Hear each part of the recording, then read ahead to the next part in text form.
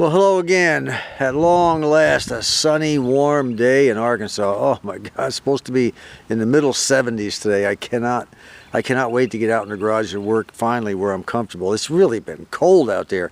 And of course, the garage being insulated, it just holds that cold in there until I open up both doors, and then, even then it stayed cold. So, and the rain. Oh, this is fantastic. Well, let's get started. Before I do, though, I've had a number of questions about that explosion we had over the top of those trees here. Oh, a couple of videos ago, everybody's wanting to know what it was. Well, we really don't know what it was. They had the ambulance there, and the EMS showed up, and the word was that it was what caused the explosion, we don't know, but it was supposedly a pop-up camper exploded. So something inside the camper exploded. And it didn't take them long to clean it up. Apparently no one got hurt. It wasn't in the newspaper. Everything's fine. So you now know what I know. Now, nearly everyone who's ever worked on a car has replaced a bearing race at one time or another, but there are folks out there who have never done it. So we're going to show you what happens. When you open up the box, you're going to find this little deal right here. It's the bearing is sitting inside the race. So let's separate it, okay? And the bearing is not packed with grease. It will need to be packed. We'll show you how to do that probably in the next video. But the race will come, it has an oil type of coating all the way around the race, and they've also covered it on the bearings to keep them from rusting. We used to call it cosmoline. I don't know what they call it now. It's just some kind of a protecting thing to keep corrosion and rust or whatever from setting up in there. What we're going to do is drive that new bearing down until it hits that ledge on both sides. Once we get it down in there, it'll be a nice hollow type of hit, tap, tap, tap. And then once we hit that ledge and the new bearing is firmly seated on it, it'll go into a dunk, dunk, dunk. Okay, you'll know. Just by the sound, you'll know that you've seated it to the point where it no longer needs to go any deeper. And we're going to do that. First, we're going to put the new bearing in with the sharp edge up. You've got your blunt, your flat edge, and your sharp edge. We're going to put the flat edge down because that's the edge, that's the part that sits on that ledge. And we're going to take the old race, and we're going to, did I say bearing? I meant race. Anyway, the old race is going to sit on top of the new one, and we're going to use it to tap the new one in. And, the reason we have to do it with the flat edge sitting on top, it gives us more surface to tap with, but primarily, we'll flip this thing over. Once we get it down in there, get the new race down in there, we'll have an edge. See that edge right there? Get this up here. See that edge? We'll be able to tap on that edge to remove the old bearing that we used to tap in the new one. See? If we put it the other way around, there won't be an edge. There won't be an edge for us to tap against. So it has to be done that way, like so. Okay? So let me go ahead and start tapping. By the way, put them in dry. Wipe them all down with a rag, dry as you can. And then we're going to drop this one right in. It'll go in partially, all by itself. It'll go down to a certain point. That's about as far as she's going to go. From here on out, it's a forced issue, utilizing this one to do it with. So I'll just be tap, tap, tapping with my big old hammer, my ball-peen hammer.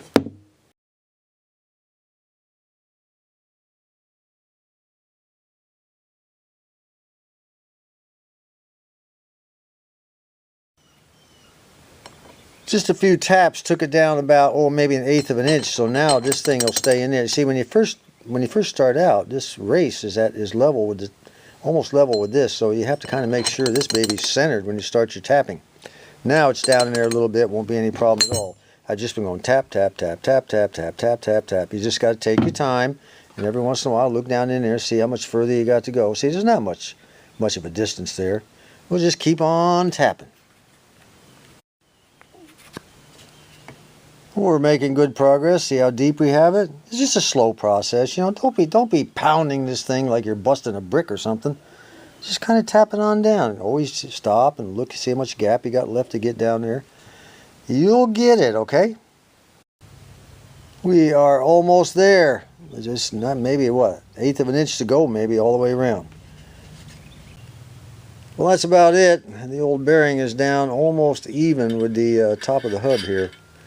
And she is seated, but it's always important, you know, to do a double check. You got to kind of feel it down in there and make sure you don't feel any gap. You want that new race seated all the way at the bottom. Very important. You don't want any gaps. And it's always guesswork, you know, geez, is there a gap there? I don't see one, but you know, you just got to have self-confidence, okay? You'll know. So I'm going to tap it a little bit more, and then we'll take out the old race. I am confident that it is all the way, and in this particular case, like I said, the old race only sticks up a little bit after the new one has been seated. Now on Chevys that I've worked on, I had to flip it over like I told you and then drive out the old race. That's why we had this lip here to bang it against. But look at this.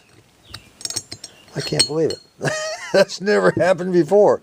It's very strange indeed. Well, that's what they look like once they're back in, okay? Double check again, make sure there are no gaps. I think it looks pretty darn good. This is one of those things where you take your time. Yep, she's seated firmly. I got a good solid thunk on this right here when I was banging it in. Let's do the other side. As I told you in an earlier video, the bearing for the outside and the race for the outside are in two separate boxes. And they have a note on them that says, and I think it also applies to the big one. It says, don't take out the bearing and remove it from the plastic until you're ready to install it. There's a reason for that. They don't want it to start rusting and all that stuff. But this is the race, and we'll take the bearing which is in this box. We'll stick both of them back in the plastic bag here. All right, let's open up the race. Now this one, it'll need to be wiped down again before you stick it in, and chances are it'll go in just as easy as the other one did, but this one here that we bang it in with may not come out as easy. We'll just have to wait and see.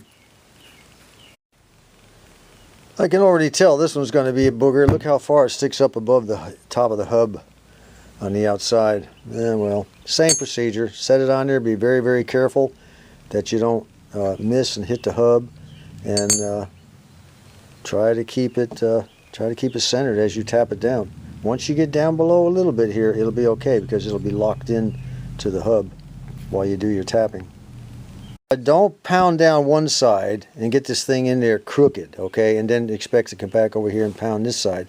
You got to work your way around it, okay? You got to spin your hub as you tap, and always keeping this thing centered as much as possible. You don't want the bearing to be banging against the edge of the hub, is what I'm trying to tell you, because it can cause some damage. Slow and easy. Well, that's it. She's driven down in. Now we can flip the hub over and look from the other side to make sure it's seated all the way in. Look all the way down in there. There is no space. It is well seated all the way in. And this one here was somewhat harder to get down in. And as you can see, the old race is stuck, which is good. That's what I wanted to happen. So we'll stick this baby in the vise with a rag around it, and we'll knock it out from the other side using a screwdriver. It won't take much to catch that lip down here and pop it right out. Alright, now you can see why we have to use the wide part of the old race to hit against to drive in the new race. Because if it gets stuck like this one is, you need that lip down there. You need that lip at the bottom down there to be able to tap the old race back out with. So all I'm going to do is just put the old big screwdriver against that lip, hit it a couple of times with a hammer, probably on one side and then the other, and she'll pop right out of there. If you didn't have that lip, you'd have a terrible time getting it out, trust me. All it took was just a couple of little short taps, and she popped right out. So we are done with our hubs, getting the races in. Now I'm going to put some grease around here, make sure the race has a good coating of grease. I don't know how long it'll be before I get those rotors in. I don't want any corrosion or any dirt or anything like that to accumulate. And I'll probably stuff a rag down in there on both sides to keep it from, getting all gooked up. You never know, Most of all, I don't want any mud wasp nests in there. We're fixing to close out this video, but I want to leave you with one bit of advice here, a recommendation. You know, old mechanics, for some reason, I remember, and even myself, you know, we have a tendency to hang on a tub of grease, a can of grease, you know, until it's 3,000 years old, you know. And it's, you know, it gets down and we want to get every scrap of grease out, you know. This one's fixing to go the way of the dodo bird. We're not going to get every scrap of grease out of it. See that black spot right there in the center of the screen? That's dirt. These things, after a while, from reaching, you know, reaching your fingers down in there and getting some grease, we just never seem to clean our hands good enough or our fingers good enough to grease something with. And what happens is dirt begins to accumulate into grease. Well, when it gets down about like this, that's about it, you know. Throw it away. Buy yourself a brand new tub. Treat yourself to some nice grease. That's it for now. Until next time, this is Chuck.